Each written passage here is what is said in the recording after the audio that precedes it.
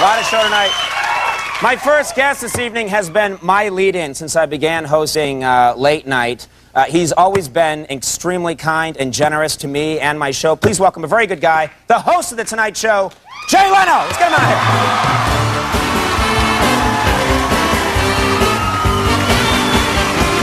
Whoa, jaywalking!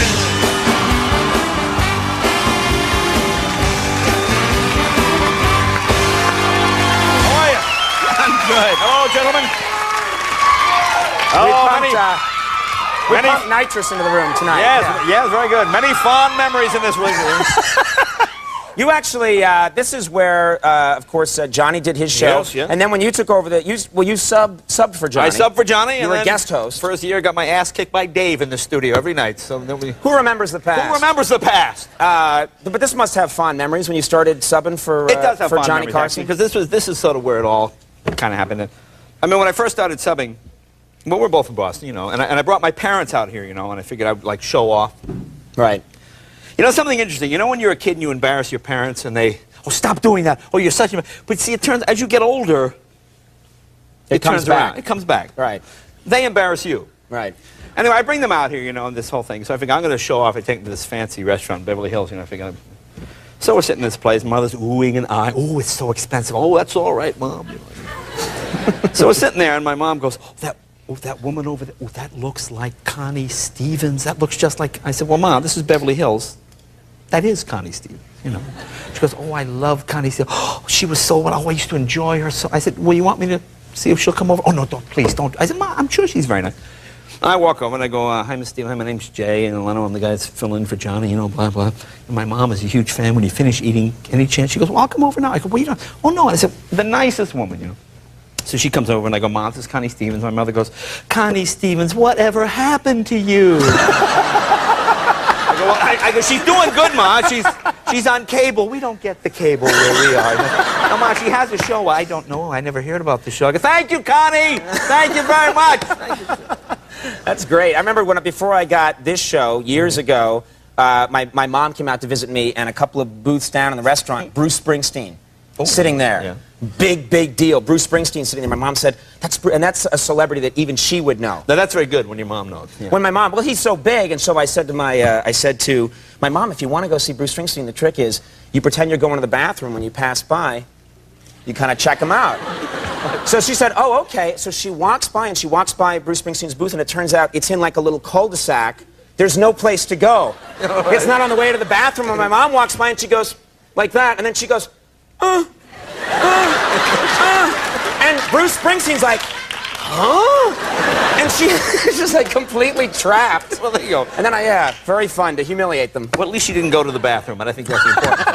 Yeah, she never went to the bathroom. It would have been bad. We've noticed you're right across the hall in your studio. I always wondered, isn't that fun? Because when we were a kid, shows are always right across the hall. Exactly. This was like the fun of show businesses. Yeah. We're filming across the hall. Go across the Every day I pass one of your amazing cars. You have this amazing car collection. I have a lot collection. of old cars. I don't like new cars. You can buy 100 old cars for the price of a new car. And they're beautiful. And they're really nice. Some are nice, and some are just old cars I've had for a long time. Like I have this one car, my 57 Buick, which I've had for like 25 years.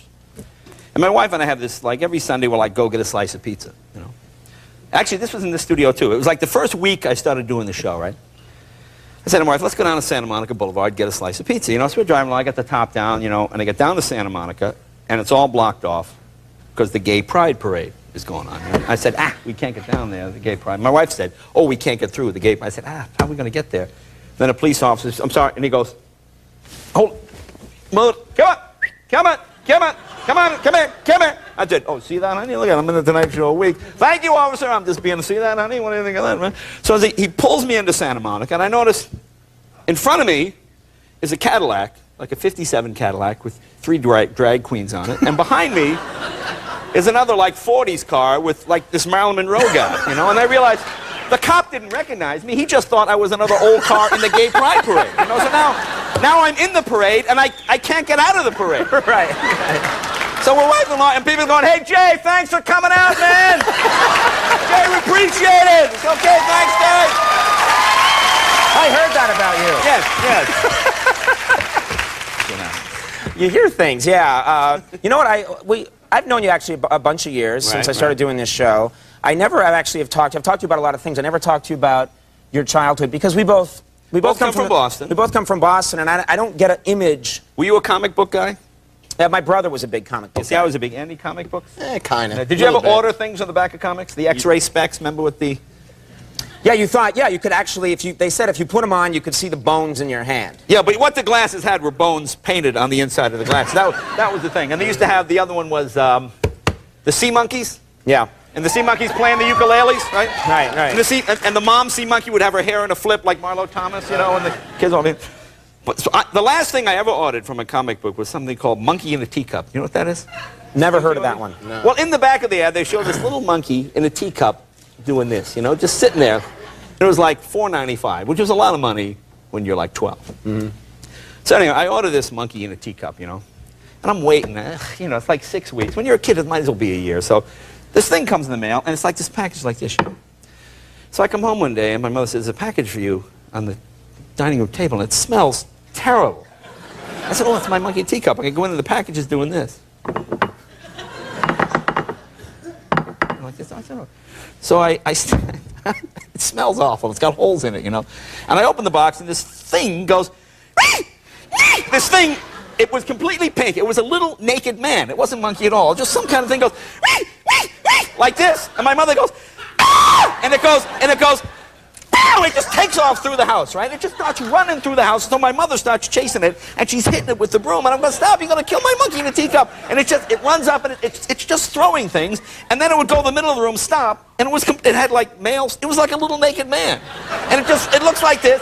And then, boom, it takes off again. And my mother is just screaming, chasing this thing. So finally she opens the front door, and the monkey's, boom, runs out into the field. Woo, woo. The dog is now chasing the monkey in the teacup, ran outside. We never saw it again. I don't know what it was. That was it. No, what are you talking about? I don't know what it was. What are you talking about? It was a little pink naked man that was this big. I don't know what it was. And I wrote to the company again, and they were out of business, and that was the last one they had. But I never... It's water. It ran into the field, and that was it. It was mine for like 10 minutes. Can't we find out what the hell that I don't know what it was. It was just monkey in a teacup. That's what it advertised was. Don't tell too many people about this, It was a Jay. little naked, hairless man. It would make this noise, and it would run and then stop, and then take off again. It would stop long enough to see it naked, and then run. You know, I don't know what it was. It was a little pervert. I don't know what it was. It was just a little man, monkey in a teacup. That's all it was. Don't tell anyone else this story. No, I've never told that story. No one tell anybody. No, it's a true story. Now, one thing I've noticed is that your show, The Tonight Show, is a big show. When I travel around the world, they show this thing. Travel around the world? When I travel around, I'm very...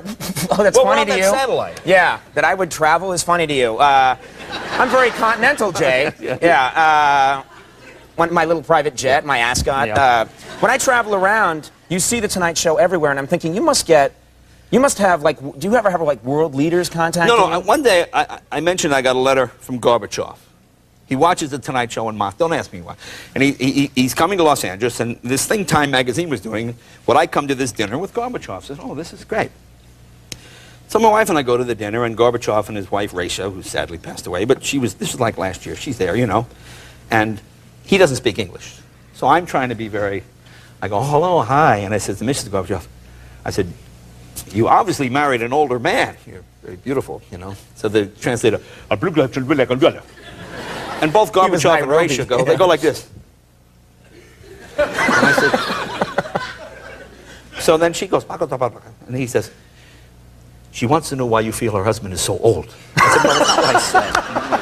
I said, "Tell her she's so beautiful. She obviously married an older man, teen bride, you know." Now they're really getting mad. That red thing on his head's like throbbing now, you know? What are you, I say to the guy, "What are you saying?" He's saying, "Why do you keep saying he's old?" I'm not saying he's old. I'm trying to be polite. So anyway, so the whole dinner is like a nightmare dinner, right. You know? So then Gorbachev's agent comes on me, "Psst, what do you think? How'd Gorby do?" I said, "What do you mean, how'd he do?" He said, "He wants to come on the show." And I said, "Well, it's an honor, but he doesn't speak English." You know? I said, "You know, we need a translator, and the 6 minutes would be 12 minutes. It really wouldn't work." He goes, "Yeah. He said, "I got another guy. Desmond Tutu." I said, "Well, I mean, Desmond Tutu is a great man, I mean, but apartheid is such a a serious subject. It's not. That's more a Nightline thing. It's not really what we do. He goes, forget the apartheid crap. He goes, Tutu travels. He's got funny stuff about hotels, funny stuff about flying. He's got great material. I said, well, I don't know. I'd have to hear his material. He's going to think, what am I doing? One of the great men of the world, the Nobel Prize. I got to hear his joke. I'm sorry. He wants us to do a stand-up hunk. Yeah, it's like a nightmare. Oh, yeah. Yeah. Well, you know, it was so. You know, we asked when we found out we were going to come to L.A. We asked, is it possible if you come over and say hi, because we know you're very busy. Oh, yeah. And I'm busy. you got to get to the next gay pride parade. That's right. I have a gay pride parade coming up. You're a busy man. I have to apologize to world leaders. But but you know, you've always been really nice to me and to everybody here doing the show. What? No, he has. He's been nice to us. No, yeah, right. Yeah. Well, you do a very great nice show. to us. So check him out. Of course, The Tonight Show, like I have to mention it. Jay Leno, weeknights, 11:30. Thank you, Conan. NBC, Jay Leno. Thanks for doing it. We're back to Romaine Stamos. Stick around.